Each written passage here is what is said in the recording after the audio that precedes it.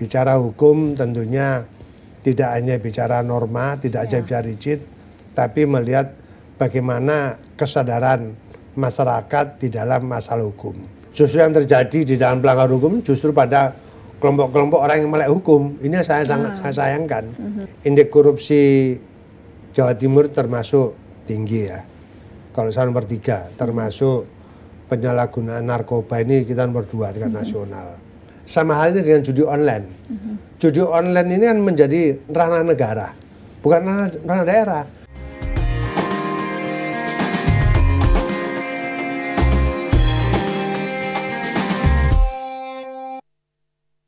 Assalamualaikum dulur-dulur Jawa Timur, ketemu lagi nih dalam acara spesial kita, apalagi kalau bukan Jatim Channel Podcast DPRD Provinsi Jawa Timur. Di sini kita akan tahu bagaimana ide, gagasan yang akan disampaikan seorang anggota dewan yang duduk di kursi legislatif sudah 4 periode. Seperti apa? Salah satunya di sosok yang luar biasa hadir di sini. Beliau merupakan politikus dari Partai Golkar dan tidak hanya itu, beliau juga dikenal aktif di dunia pendidikan sebagai akademisi di bidang hukum, khususnya hukum tata negara. Langsung saja, tidak lama lagi kita sambut tamu istimewa kita, Dr. Freddy Purnomo SHMH, anggota Komisi A DPRD Provinsi Jawa Timur. Selamat datang Pak Freddy. Selamat datang. Assalamualaikum warahmatullahi wabarakatuh. Waalaikumsalam warahmatullahi wabarakatuh. Luar biasa. Terima kasih sebelumnya sudah hadir di podcast ini, Pak Freddy, untuk membahas lebih jauh terkait dengan kesadaran hukum dan bantuan hukum untuk masyarakat. Tapi sebelumnya Pak Freddy di Komisi A ini kan tupoksinya di bidang pemerintahan. Termasuk juga memastikan terlaksananya kewajiban daerah dalam penyelenggaraan seluruh urusan pemerintahan. Ini lumayan berat ya sejauh ini Pak Freddy sebagai wakil dari Dapil Jatim 12, betul ya? Iya, betul. Tuban Bojonegoro. Bagaimana Pak selama ini tantangan yang dihadapi mengawal berbagai kebijakan di Komisi A? Pertama gini, ya memang saya ini sejak menjabat DPRD itu pernah menjabat sebagai ketua Badan Legislasi ya, Badan Legislasi Daerah Balegda waktu itu. Sekarang jadi Bapemperda. Itu periode 2009-2014. Kemudian 2014-2019 saya menjabat sebagai Ketua Komisi A bidang pemerintahan hukum. Tentunya saya memilih bidang pemerintahan hukum ya tidak lain sesuai dengan tupoksi saya sebagai seorang akademisi yang latar belakang saya adalah disiplin ilmunya bidang hukum. Itu aja. Nah, kebetulan lebih spesifik ini adalah cabang dari tata negara, yaitu mengambil tentang pemerintahan. Nah itu aja intinya. Jadi ya alhamdulillah ini salah satu bentuk pengabdian ya. Satu sisi saya sudah dapat pelajaran dari ilmu hukum tentang tata negara. Satu sisi saya juga sudah melihat tentang tantangan secara praktek di dunia pemerintah ya. Ini satu dinamika gitu. Bicara hukum tentunya tidak hanya bicara norma, tidak hanya bicara rigid, tapi melihat bagaimana kesadaran masyarakat di dalam masalah hukum. Kita ingat bahwa di dalam Undang-Undang Dasar 45 ya, khususnya pasal 103, itu sudah jelas disebutkan Indonesia adalah negara hukum. Rechtsstaat bukan Marktstaat. Oleh karenanya semua yang kita lakukan tentu ada landasan. Nah, kita tidak bisa melakukan satu tindakan yang sewenang-wenang ya tanpa ada satu dasar hukum. Makanya setelah kita merdeka pada waktu tahun 17 Agustus tahun 1945 kita belum memiliki apa-apa. Sehari kemudian barulah terbit namanya Konstitusi Negara, yaitu Undang Dasar 1945. Nah pada waktu itu perangkap pemerintah juga belum ada. Maka melalui Dewan Konstituante yang dibentuk oleh proklamator pada waktu itu mensusun namanya keturunan pada Konstitusi Negara, yaitu dengan dalam bentuk regulasi negara.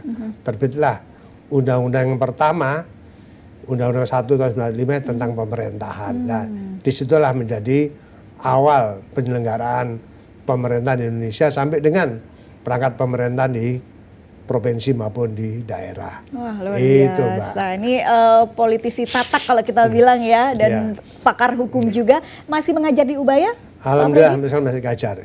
Baik, luar biasa. Itu yang tidak pernah saya tinggalkan di dunia pendidikan. Betul. Jadi sambil memberikan ilmu juga ya Pak, khususnya terkait dengan hukum. Tadi juga kita dijelaskan bagaimana sejarahnya supaya kita juga tahu bagaimana dasar hukum kita. Dan kalau kita bicara hukum hari ini, Pak Freddy, mungkin juga bisa sharing ya bagaimana tanggapan Pak Freddy juga kan terkesan kita sering mendengar istilah hukum kita itu tumpul ke atas, tajam ke bawah begitu. Nah kalau Pak Freddy sendiri melihat kondisi hari ini seperti apa? Jadi gini, itu pemahaman yang memang menjadi satu rumor ya. Bahwa tadi saya sebutkan bahwa Indonesia negara hukum, betul-betul semua alasan hukum. Tetapi dalam dunia praktek ya, konon cerita yang sekitar yang kami ketahui, seolah-olah hukum ini hanya berlaku pada kalangan masyarakat menengah ke bawah. Ke masyarakat ke atas ini kok nampaknya sulit untuk dilakukan satu penegakan hukum yang tentunya menjadi kepastian hukum. Nah ini sesuatu dilematis Indonesia sebagai negara hukum. Makanya rumor itu, stigma itu sebisa mungkin harus kita hilangkan. Nah saya sebagai seorang politisi dan akademisi, tentunya yang saya harapkan adalah satu, yaitu penegakan hukum dalam rangka untuk memberikan satu kepastian hukum di dalam persoalan-persoalan yang dihadapi oleh penegak hukum. Nah, jadi tanpa timbang pilih ya, bahwa rasa keadilan ini memang harus diharapkan. Ya, yang siapa yang melanggar baik dalam konteks etika maupun pelanggaran dalam konteks hukum materialnya, hukum formilnya, materialnya dan hukum formilnya juga sebagai yang beracara harus dikedepankan. Apalagi dalam waktu dekat ini kan teman-teman DPR RI khusus Komisi 3 lagi membahas RUU KUHP. Nah, itu harus istilahnya gayung bersambut antara satu sisi penegakan hukum dan satu sisi juga harus menghormati hak-hak individu. Ya, hak warga negara yang kebetulan yang bersentuhan dengan persoalan hukum. Rasa keadilan harus dilakukan. Karena semua setara di mata hukum ya Pak. Tanpa menimbang pilih. Yang tadi disebutkan jangan sampai ada namanya hukum itu tumpul ke atas, tajam ke bawah. Yaitu yang sangat dilematis ya. Betul. Disebutkan Indonesia negara hukum. Itu Undang-Undang Dasar 45 loh, Konstitusi negara loh ya. Nah, tapi dalam prakteknya itu tadi. Nah, itu yang harus stigma itu harus kita hilangkan. Betul. Termasuk juga no viral no justice. Begitu kan, no viral no justice itu juga harus betul-betul diperhatikan itu. Selama ini Pak Freddy sebagai anggota DPRD Provinsi Jawa Timur melakukan tugas legislasi, anggaran, kemudian pengawasan. Bagaimana Bapak melihat penegakan hukum untuk Jawa Timur sendiri ya sampai hari ini? Jadi gini, satu sisi saya sangat apresiasi ya. Memang sudah banyak dilakukan penegakan hukum oleh aparat penegak hukum. Saya melihat memang. Tapi dalam satu sisi yang kita lihat juga kemarin kejadian Ronald Tanu ya, yang itu sangat memalukan ya, mencoret nama hukum di Indonesia khususnya Jawa Timur, itu kan tidak menerima rasa keadilan. Nah, sampai terjadi kemarin itu kami membuat semacam sahabat peradilan ya. Waktu saya juga ikut tantangan gitu supaya betul-betul aparat penegak hukum yang tidak serius untuk dalam menjalankan fungsi-fungsinya sebagai penegak hukum, ya mereka juga berhak untuk bidang sanksi. Ya toh akhirnya terungkap terjadi namanya gratifikasi. Itu sangat menyayangkan ya. Nah, oleh karenanya salah satu dampak daripada indeks demokrasi ini juga salah satunya adalah urusan penegak hukum di setiap provinsi ya. Walaupun bicara masalah peradilan ini adalah urusan absolut. Kewenangan pemerintah pusat yang ada di daerah.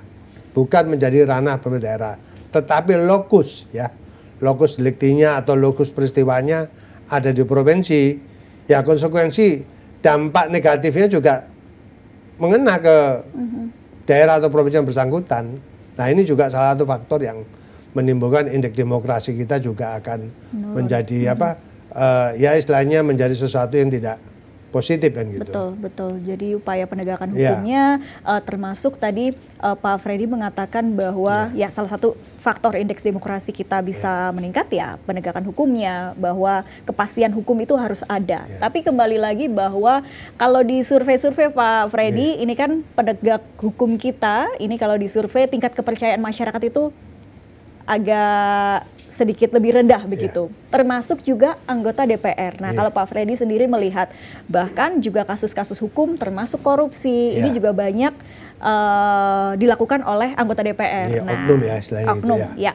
Ini bagaimana Pak Freddy melihatnya? Itu yang kadang-kadang sangat dilematis ya. Saya pun sebagai salah satu bagian daripada institusi DPR ya itu sangat memprihatinkan ya. Jadi fungsi pengawasan, fungsi kontrol publik kepada kinerja DPR itu harusnya melekat. Oleh karenanya di DPR itu tidak kurang-kurang sudah ada namanya peraturan perundang-undangan, ada namanya etika, ada namanya tatip DPRD. Nah, tetapi masih ada terjadi namanya transaksional. Nah, itu sangat memalukan. Oleh karenanya saya sangat sependapat sesuai dengan semangat reformasi, salah satunya adalah urusan KKN, korupsi, kolusi, nepotisme. Oleh karenanya saya berharap urusan apa yang terjadi di institusi kami, ya tidak usah ragu. Kalau memang itu ada satu perbuatan yang melanggar hukum, tentu melanggar etika, ya penegakan hukum harus dilaksanakan semaksimal mungkin. Nah, intinya itu. Lah, apalagi kejadian ini kan belum selesai di Jawa Timur. Ya intinya saya prihatin ya. Saya yakin banyak teman-teman saya masih mempunyai kinerja yang baik, tetapi hanya dicoreng oleh oknum tertentu. Oleh karena saya juga berharap kepada APA, penegak hukum, hendaknya segera dituntaskan urusan-urusan masalah korupsi atau gratifikasi yang terjadi di institusi DPRD maupun di pemerintah provinsi. Ini dalam rangka untuk memberikan kepastian hukum, supaya tidak image publik jangan sampai terus negatif terus. Karena DPR pemerintah ini kan juga sebagai satu lembaga pemerintahan yang dibentuk oleh negara di daerah. Nah ini yang saya agak perhatian. Oleh karenanya saya katakan bahwa urusan hal yang sifatnya tergolong extraordinary crime ya, korupsi kan termasuk perbuatan kejahatan yang besar. Ini jangan sudah terulang lagi lah. Makanya saya tidak bisa istilahnya berburuk sangka pada mereka ya, tetapi toh masih ini terjadi. Dan ini bukan pada periode sekarang. Periode sebelumnya sudah terjadi P2SEM ya. Terus toh konon cerita pelakunya juga itu juga. Terus peristiwa kemarin 2022 Desember, akhir Desember, toh pelakunya itu juga. Makanya ini harus segera dituntaskan. Gitu. Oke. Baik. Silakan Pak Freddy, monggo bisa diminum terlebih dahulu. Jadi memang sebetulnya cukup kompleks begitu ya Pak, dengan berbagai permasalahan kaitannya dengan hukum, kemudian dengan tema kita kesadaran hukum. Ini kan kalau asumsinya orang kesadaran hukum adalah ya kita sadar akan aturan hukum, kita mentaati, tidak melanggar begitu ya. Tapi sebetulnya kesadaran hukum yang idealnya atau yang memang diharapkan dan seharusnya dilakukan itu seperti apa sih Pak Freddy? Jadi di awal tadi saya sebutkan ya bahwa Indonesia negara hukum. Oleh karenanya kita harus menghormati norma-norma hukum, etika, ya. Nah, itu harus disadari. Kita orang beragama pun kita taat pada ajaran agama kita sendiri. Saya sebagai orang Muslim, saya taat pada namanya ajaran Muslim, toh Quran dan hadis itu selalu pegang. Makanya di dalam satu negara juga mengatur tentang masalah aturan konstitusi. Nah ini sebagai orang tahu nggak tahu, mereka harus betul-betul menghormati namanya penegakan hukum. Nah persoalan sekarang ini justru yang terjadi di dalam pelanggaran hukum justru pada kelompok-kelompok orang yang melek hukum. Ini saya sangat sayangkan. Nah, kalau di masyarakat yang memang dia tergolong memang tidak paham ya memang siapa sih sekarang yang memperbolehkan seseorang berbuat jahat? Ya agama apapun juga saya kira itu melarang. Ya oleh karenanya kita harus mentaati. Ya kita sebagai warga negara kita harus menaati namanya konstitusi negara. Kita sebagai seorang beragama kita harus menghormati namanya aturan-aturan yang ada di agama masing-masing. Saya kira itu yang penting. Terus yang berikutnya memang di dalam konstitusi kita sudah jelas ada perlindungan hukum ya, istilahnya hak-hak esensi sebagai warga negara yang menghadapi persoalan hukum itu tidak boleh diintimidasi. Itu diatur di dalam konstitusi kita, yaitu tentang hak-hak asasi manusia. Terus kemudian semua manusia ini punya kedudukan yang sama dalam hukum, equality before the law ya. Jadi tidak ada perbedaan, bah kamu pejabat, masyarakat kecil atau mungkin DPR, tidak ada yang kebal hukum. Makanya saya katakan kita harus hati-hati. Yang paling penting adalah budaya malu. Ya, budaya malu kenapa? Ya, kalau ada sesuatu yang memang itu tidak pantas dilakukan, ya jangan dilakukan. Makanya saya ini tidak kurang-kurang untuk menyampaikan, apalagi saya sebagai seorang praktisi dan akademisi ya, itu tanggung jawab moral yang harus saya betul-betul jaga dan saya berikan secara positif kepada publik, khususnya pada kalangan akademis dan mahasiswa. Nah ini dalam rangka, oleh karenanya pemerintah dalam hari ini juga Kementerian Hukum ya, kalau dulu ada Hukum dan HAM toh, dia juga memberikan semacam edukasi. Jadi sekarang di desa itu ada namanya program paralegal. Nah paralegal ini diharapkan tokoh-tokoh masyarakat, tokoh publik, pejabat-pejabat di daerah yang di desa, dia diberikan pemahaman masalah hukum. Paling tidak masalah desa itu kalau ada persoalan-persoalan yang sifatnya sumir, tidak harus langsung ditindaklanjuti. Ada program namanya non-litigasi. Kalau memang itu bisa didamaikan. Kalau memang itu tidak bisa diselesaikan secara damai, ya otomatis ada proses untuk kelanjutan. Nah ini makanya pemerintah dalam ini adalah negara dan juga kerjasama dengan pemerintah daerah, program non litigasi ini sudah kita jalankan. Itu tadi supaya masyarakat melek hukum. Ya, apa sih makna dan arti hukum itu sendiri? Nah, oleh karenanya saya juga sering melibatkan kalangan mahasiswa ya dalam konteks bicara masalah hukum. Nah, aturan-aturan macam-macam toh. Nah, mana yang itu hak-hak sipil, hak-hak publik itu juga harus paham deh ya. Nah, saya juga sangat prihatin di negara kita ini kan sudah over capacity dalam hal persoalan hukum. Satu contoh gini, lembaga pemasyarakatan Jawa Timur itu kapasitasnya sudah over, ya. Seharusnya dihuni 1.000 orang, sekarang sudah dihuni 3.000 orang. Yang terbanyak justru penyalahgunaan yaitu masalah narkoba. Nah ini saya sangat prihatin. Jadi hampir 50% penghuni lapas itu adalah narkoba. Nah, bagaimana tentang kejahatan narkoba ini juga harus diberikan pencerahan pada masyarakat. Makanya saya sebagai seorang akademis dan juga sebagai politisi yang dipercaya di DPRD, saya tidak pernah berhenti bersinergi, berkolaborasi dengan aparat penegak hukum, khususnya dalam rangka pencegahan hukum, ya pencegahan pelanggaran hukum itu. Nah, oleh karenanya saya juga harapan kami itu ada tertib. Ya, tertib bermasyarakat. Kalau itu bukan haknya jangan direbut, ya toh. Kalau bukan haknya jangan dirampas. Nah, memang tantangan hidupnya sangat kompleks sekarang, ya. Kita lihat perkembangan dunia sekarang dengan kebebasan pasar bebas ya, terus lapangan pekerjaan begitu sempit. Tentunya saya pikir ya bukan karena saya ini di DPR enggak ya, saya juga pernah mengalami hal yang sulit ya, tetapi kalau kita ikhtiar untuk berbuat sesuatu mengisi kehidupan, saya kira ada jalan untuk positif. Itu aja yang kita harapkan.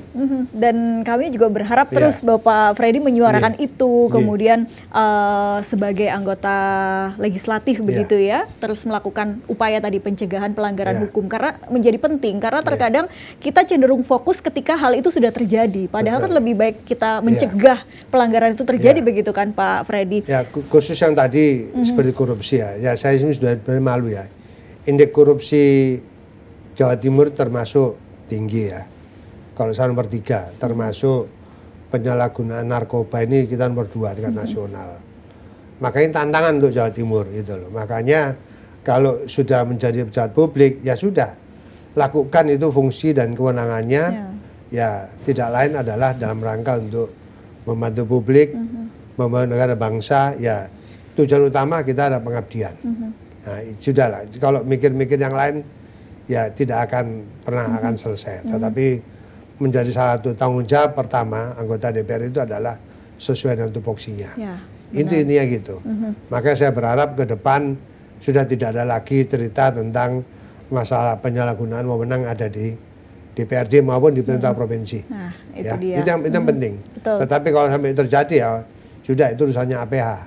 Nah, kami di DPRD itu sudah tidak kurang-kurang. Saling mengingatkan, ya sudah. Kalau namanya orang itu batuk itu masih bisa diobati, tapi kalau sudah watak kan susah. Tapi saya kira walaupun watak masih bisa diperbaiki. Karena sekarang di lini terkecil sekalipun atau mungkin hal-hal seperti berlalu lintas sajalah Pak Freddy. Kita kadang masih lampu merahnya di mana, kita berada di mana. Itu kan sudah pelanggaran begitu kan. Ini hal kecil begitu. Tapi ini makin kesini makin banyak terjadi dan sepertinya masyarakat juga abai begitu terhadap kesadaran hukum itu sendiri ya. Lantas apa sebetulnya yang idealnya atau ini harus masukkah ke kurikulum sekolah gitu misalnya Pak Freddy atau seperti apa supaya kesadaran hukum itu betul-betul terbangun sedini mungkin gitu? Karena gini ya, memang eranya beda ya. Zaman era saya dulu kan tidak sepesat sekarang ini ya.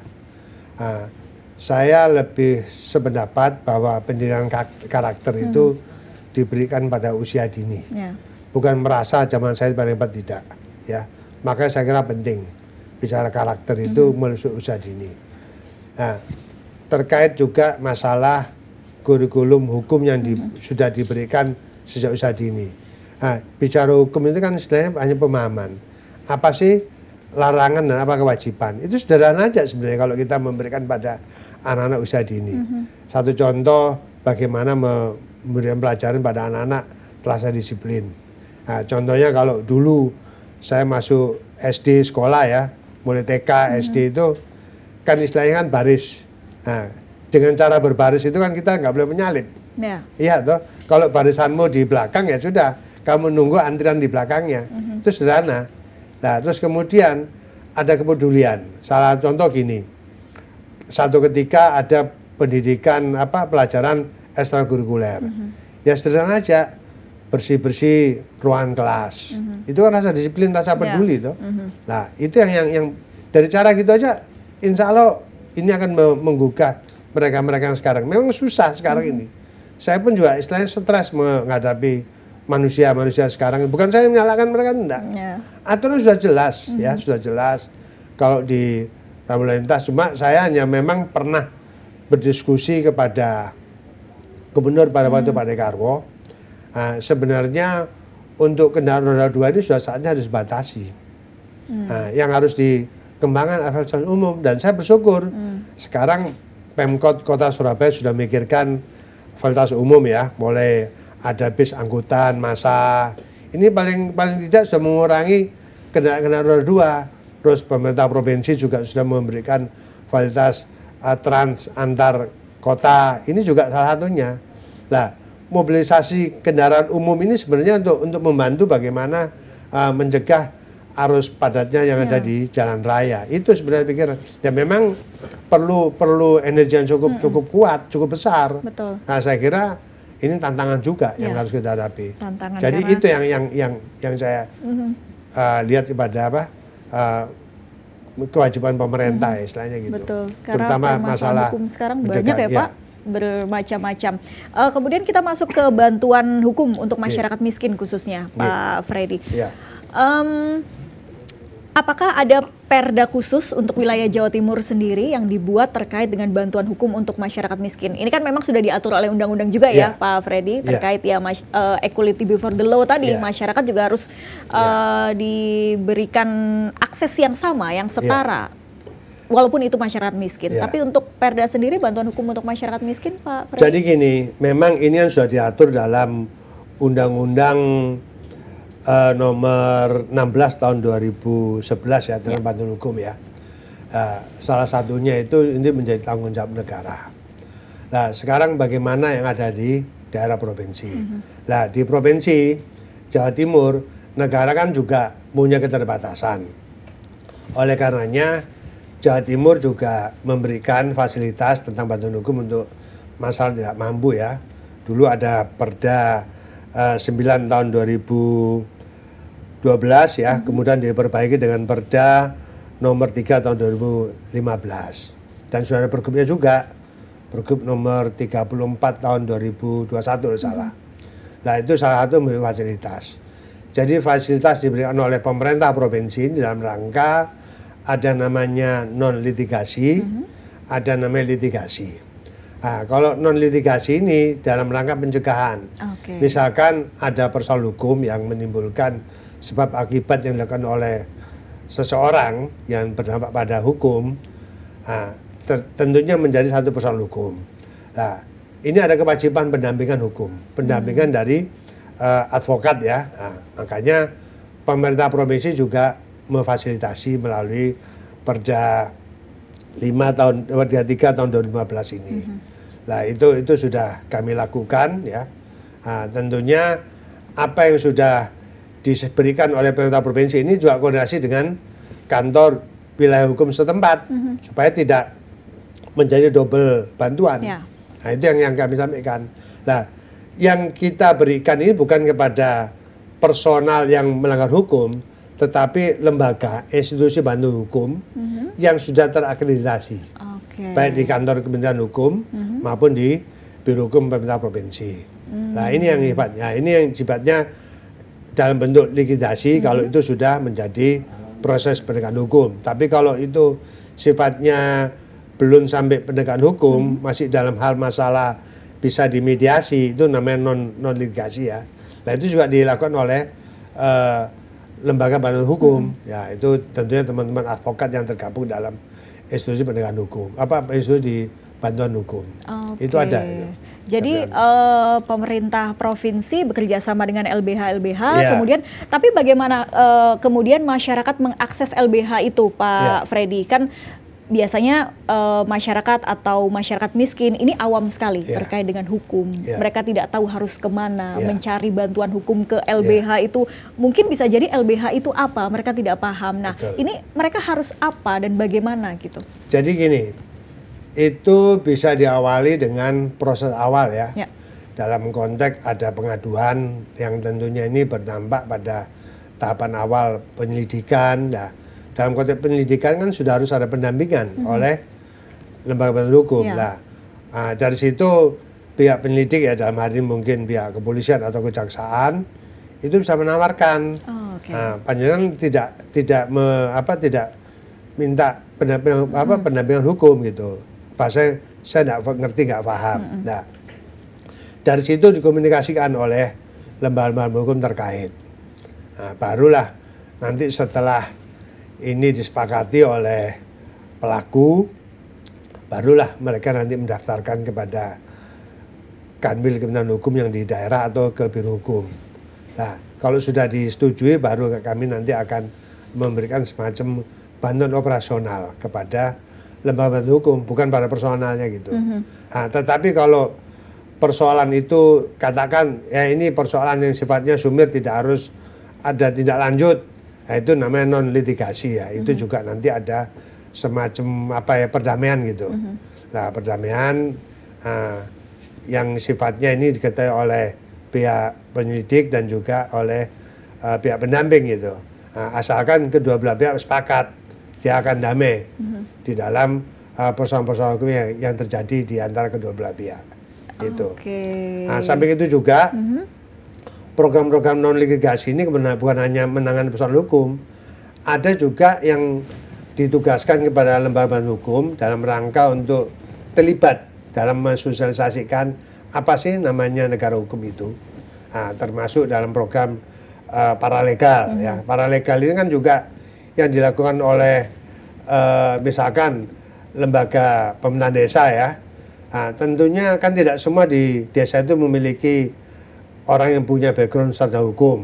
Nah, bisa melibatkan institusi pendidikan, ya institusi pendidikan di bawah naungan perguruan tinggi yang terkait, terus juga kepada lembaga bantuan hukum yang terkait. Nah, ini ada satu semacam penyuluhan hukum ya dalam konteks pencegahan. Misalkan ada indikasi satu desa misalkan, kok pelanggarannya cukup tinggi ya, atau pelanggarannya ada tren untuk naik gitu. Nah, ini untuk mengantisipasi bisa juga dari kalangan akademisi yang punya fakultas hukum dan juga lembaga bantuan hukum ini memberikan semacam pencerahan atau semacam penyuluhan.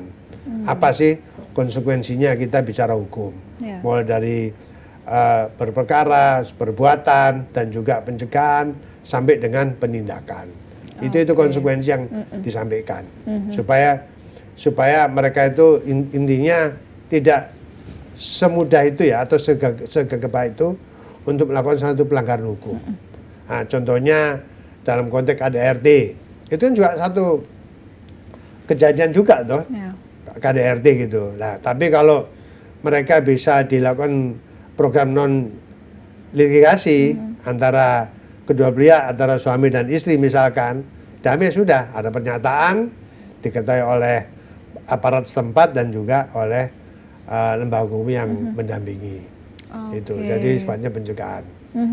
Jadi ini ya menjadi edukasi juga nih bagi masyarakat terkait dengan lembaga bantuan hukum, bagaimana kesadaran hukum itu harus dibangun juga di dalam masyarakat, dan juga tadi bagaimana Pak Freddy menjelaskan bagaimana mekanismenya ketika misalnya mau mencari bantuan LBH atau juga mekanisme melalui program-program pemerintah yang dilakukan. Tapi Pak Freddy, terkadang juga masih banyak misalnya kasus ketika dilaporkan ke pihak berwenang begitu ya, kemudian oh ya sudah damai saja, padahal permasalahan itu tidak bisa selesai damai. Misalnya contoh tadi KDRT yang kemudian dikatakan berujung damai, tapi beberapa waktu kemudian terjadi lagi dan bahkan mungkin sampai akibatnya fatal. Nah, apa antisipasi yang bisa dilakukan oleh masyarakat supaya hal itu tidak terjadi begitu Pak? Nah, kalau itu kan sifatnya karakter ya, namanya bicara rumah tangga ini kan antara suami, istri dan anak, bagian dari keluarga toh. Nah, kalau itu memang terulang lagi, ya sudah pasti ada proses penegakan hukum karena ini kan sudah tidak mungkin didamaikan lagi. Tapi paling tidak ada edukasi moral, ya edukasi moral bahwa kekerasan memang itu perbuatan yang memang melanggar hukum. Nah, oleh karenanya itu sesuatu yang tidak baik. Nah, di dalam mengedukasi itu bukan hanya pihak bantuan hukum atau teman-teman dari lembaga bantuan hukum maupun dari aparat desa, tetapi kita lihat juga tokoh-tokoh masyarakat yang disegani, termasuk tokoh agama. Niat kamu berkeluarga itu apa? Ya biasanya problem KDRT banyak hal ya, masalah ekonomi, sosial ekonomi, dan juga mungkin ada salah pihak melakukan satu perselingkuhan, bisa terjadi toh. Nah, kalau kedua belah pihak itu saling menyadari lah tentunya tidak harus dilepas itu aja, ada faktor pengawasan. Nah, edukasi itu tetap kita berikan. Tapi kalau sudah namanya watak, ya wawalam saya bilang. Nah, kalau watuk masih bisa diobati kan gitu. Kalau watak agak susah ya, susah, Pak. Gitu. Baik, tapi kembali lagi terkait tadi Perda 15 2015 ya? Perda 5 tahun 2015. Perda 5 tahun 2019. Oke. Artinya itu masih ini ya relevan sampai sekarang atau masih. ada rancangan raperda baru lagi terkait dengan hukum atau perlindungan hukum yang sedang dirancang di Komisi apa? Jadi perda ini awalnya memang Perda 9 tahun 2012. Waktu itu saya masih ketua Badan Legislasi ya. Terus dirubah dengan Perda 3 tahun 2015. Nah, itu salah satu melengkapi apa yang menjadi peraturan pemerintah nomor 42 tahun 2012 tentang syarat dan tata cara pemberian bantuan hukum. Gitu. Sampai sekarang perda itu masih berlaku. Dan masih layak untuk diberlakukan karena regulasi yang di atasnya kan belum berubah. Ya, termasuk undang-undang tentang bantuan hukum juga belum berubah. Nah, kalau memang ada perubahan yang sangat signifikan ya kami menyesuaikan. Karena regulasi daerah kan tidak boleh bertolak belakang dengan aturan lebih tinggi gitu. Tapi melihat kondisi hari ini tadi juga Pak Freddy mengatakan kita kasus narkoba nomor 2 nasional. Kemudian juga sekarang ada soal korupsi, judi online. Ini juga menjadi problem gitu ya dengan Jawa Timur ini kan masyarakatnya nomor 2 terbesar begitu. Apakah kemudian dari DPRD Provinsi Jawa Timur sendiri ada rencana atau juga sekarang sedang menyusun raperda mungkin Pak masih terkait dengan hukum ini ya dan juga perlindungan hukum atau masih dirasa masih relevan saja nomor 3 tahun 2015 ini? Jadi gini, jadi kalau bicara masa berlaku hukum ini kan ranahnya negara. Lah daerah itu hanya bisa pencegahan, makanya seperti terkait narkoba kami tidak bisa ambil tindakan. Nah, dan pencegahan dan penanganan narkoba bukan semata-mata tanggung jawab Polri dan BNN, tapi tanggung jawab kita bersama. Nah, dalam konteks penegakan hukum, memang itu ranahnya Polri dan ranah BNN. Nah, kita lebih masuk ke masalah pencegahan. sama halnya dengan judi online. Judi online ini kan menjadi ranah negara, bukan ranah daerah. Nah, tetapi bagaimana kita mengedukasi dalam konteks untuk pencegahan. Nah, kita sudah menyiapkan ini juga, menyiapkan terkait masalah Raperda untuk pencegahan penanggulangan masalah judi online sama apa? Pinjol ya? Pinjol. Ya, pinjaman online ya. Dan ini sudah banyak korbannya sekarang. Betul. Apalagi saya kemarin mendengar di Rumah Sakit Jiwa Menur itu sudah ada beberapa termasuk anak-anak yang korban daripada judi online. Kan sangat memprihatinkan tuh. Ya. Nah, karena begitu mudahnya akses melalui apa? Alat elektronik ya, gadget ini, nah, mereka terjebak. Akhirnya ya mau nggak mau mereka dilakukan satu apa langkah-langkah penindakan yang ya istilahnya kalau sudah orang terikat dalam satu ikatan ya mau pasti akan terjerat toh. Yeah. Nah, untuk itu kita juga melalui Koninfo itu juga bagaimana untuk mengantisipasi supaya apa ya akses untuk judi online ini tidak mudah begitu aja untuk bisa diakses untuk publik gitu loh. Nah, ini bukan kewenangan kita, tapi kewenangan negara. Tetapi tidak semata-mata negara sendiri ya, kita di daerah juga mengantisipasi karena kita juga punya wilayah, punya masyarakat. Nah, ini sudah kita Komisi A khususnya sudah menginisiasi terkait untuk Raperda tentang pinjol dan judol. Pinjol dan pinjol dengan judol ya. Sifatnya pencegahan, bukan penindakan. Karena kami tidak punya kewenangan. Penindakan ada di wilayahnya Polri. Dan memang lebih penting kita cegah, jangan sampai kemudian apalagi sekarang korbannya banyak yang anak-anak di bawah umur begitu untuk judi online, pinjaman online. Dan juga tadi kita tunggu Pak, semoga segera bisa direalisasi untuk Raperda terkait dengan pencegahan pinjol dan judol ini. Kemudian mungkin lebih ngobrol santai nih Pak Freddy, pengalaman selama 4 periode ya Pak, ini luar biasa dan selalu di komisi A Pak? Iya, saya selalu komisi, pernah sebentar di komisi B tapi hanya 1,5 bulan saya balik lagi komisi A. Karena ya buat saya komisi A itu tantangan, bidang pengetahuan hukum, ya itu mencakup masalah disiplin ilmu. Orang bilang komisi A, komisi air mata. Kalau saya bilang enggak, itu komisi yang betul-betul penuh dengan tantangan gitu. Ya kita bisa berkolaborasi, bisa bersinergi dengan teman-teman di pemerintahan, baik di aparat penegak hukum, dengan lembaga organik yang ada di daerah seperti TNI, Polri, terus kemudian Kejaksaan. Ini kan sebagai apa? Sebagai mitra ini ya, mitra untuk konsultasi ya. Intinya itu. Memang sesuai kepakarannya di hukum juga ya Pak. Jadi berada di komisi A fraksi Golkar ya Pak. Betul. Saya masih di Golkar sejak 78 sekarang nggak pindah-pindah.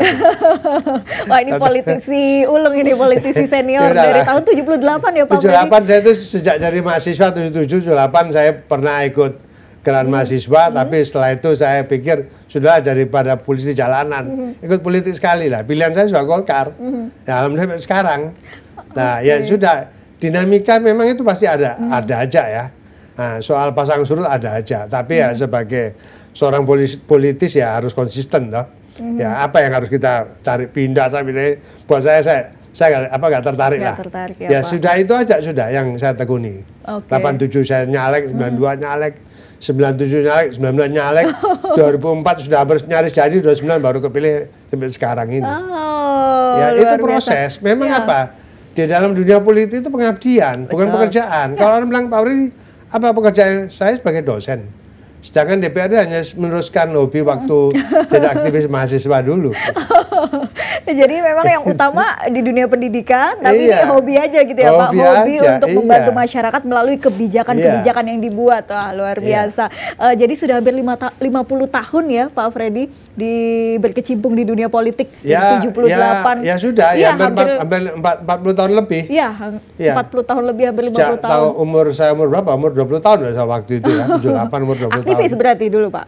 Saya betulan pernah jadi ketua senat mahasiswa, pernah jadi ketua badan perwakilan mahasiswa, kok Seramben ya, pernah aktif di resimen mahasiswa, ya pernah tugas di Timur Timur juga, ya, terus pernah ya dunia apa istilahnya semua dunia tantangan ya, ya jadi hidup itu kan tidak mungkin akan kita ulang kembali. Ya, Selain saya pernah berkecimpung dalam dunia lingkungan hidup, ya.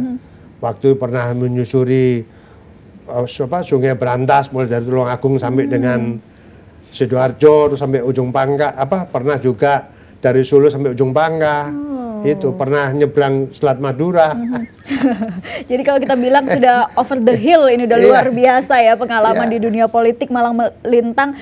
Kalau di Dapil sendiri nih Pak Freddy, Bojonegoro ya termasuk, ini apa ada cerita atau mungkin bagaimana karakteristik masyarakatnya, kemudian mungkin juga dikaitkan dengan kesadaran hukumnya, apakah sudah cukup tinggi di Dapil Bapak? Jadi saya sebenarnya sangat bangga ya dengan Bojonegoro sama Tuban.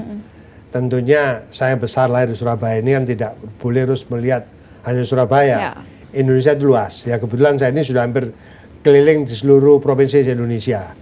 Nah, Bojonegoro sama Tuban ini kan punya ciri khas, punya karakteristik, punya kearifan lokal.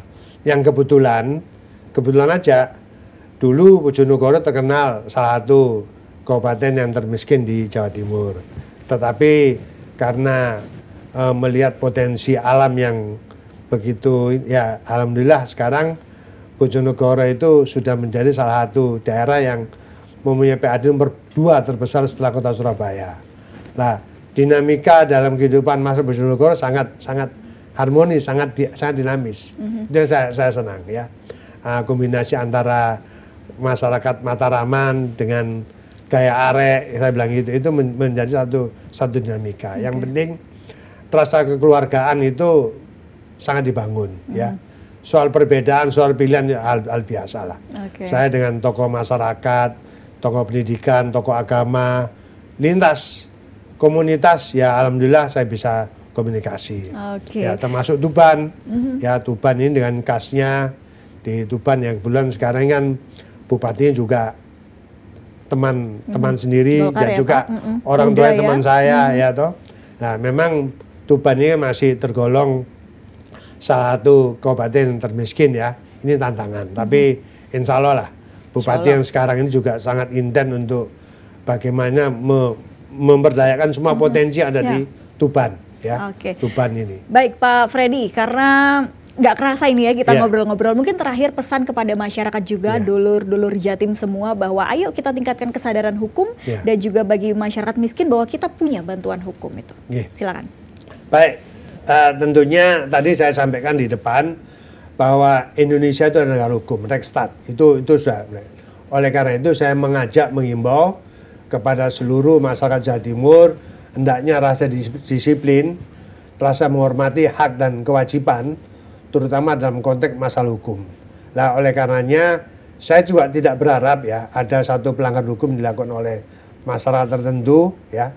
Nah, tetapi kalau memang sudah terjadi ya, khususnya pada masyarakat yang golongan menengah ke bawah, yang saya mohon maaf kalau saya sebutkan masalah tidak mampu ya, atau masyarakat miskin ya, pemerintah provinsi memberikan satu bantuan hukum ya, dengan keterbatasan yang jelas. Hak-hak esensi daripada warga negara itu tetap dihormati. Ya apapun namanya perubahan hukum itu tidak baik. Nah, tetapi ada faktor sengaja atau tidak sengaja, atau mungkin tidak paham atau tidak melek dengan masalah hukum ya. Oleh karenanya pemerintah memberikan semacam edukasi, baik dalam artian itu bantuan hukum di luar peradilan maupun di dalam peradilan, litigasi maupun litigasi. Intinya itu. Yang penting sekarang ayo rek kita ini menjaga Jawa Timur ya, jangan sampai ada pelanggaran hukum ya. Kalau aparat penegak hukum sudah membuat satu tertib ya, baik tertib lalu lintas, tertib berwarga negara, tertib dalam gaul, tertib bermasyarakat, yang penting hormati esensi daripada hukum ya. Di tingkat RT, RW sampai tingkat lebih tinggi itu memang semua ada aturannya. Bukan kita kaku, enggak. Bukan kaku. Bukan terus kita membatasi ruang gerak kita, tidak. Tapi yang kita jaga adalah etika kita bermasyarakat, etika kita menggunakan fasilitas umum, etika kita dalam bergaul dengan institusi publik, ya. Semua itu harus landasi hukum. Jadi intinya rasa saling menghormati, saling menjaga, ya. Kalau kita sudah tertib dalam hal masalah hukum ya, khususnya yang lebih sederhana aja, kita tertib berlalu lintas, insya Allah itu nyaman. Ya. Tapi kalau semua memang mau kuasanya sendiri, ya sudah, ini akan menimbulkan satu hal yang tidak kondusif ya, baik pada diri kita sendiri, lingkungan maupun sarana publik. Oleh karena itu sekali lagi saja, ayo arek kita tertib hukum dalam rangka menegakkan hukum sesuai dengan mutu bahwa Indonesia adalah negara hukum. Itu yang saya harapkan. Baik, terima kasih banyak Pak Freddy Purnomo, anggota Komisi A DPRD Provinsi Jawa Timur dari fraksi Golkar, sudah berbincang banyak soal kesadaran hukum dan bantuan hukum bagi masyarakat juga. Dan untuk masyarakat dulur-dulur Jawa Timur semua, terima kasih ya sudah menyaksikan Jatim Channel DPRD Provinsi Jawa Timur. Saya Silka Suarizona, wassalamualaikum warahmatullahi wabarakatuh. Waalaikumsalam warahmatullahi wabarakatuh.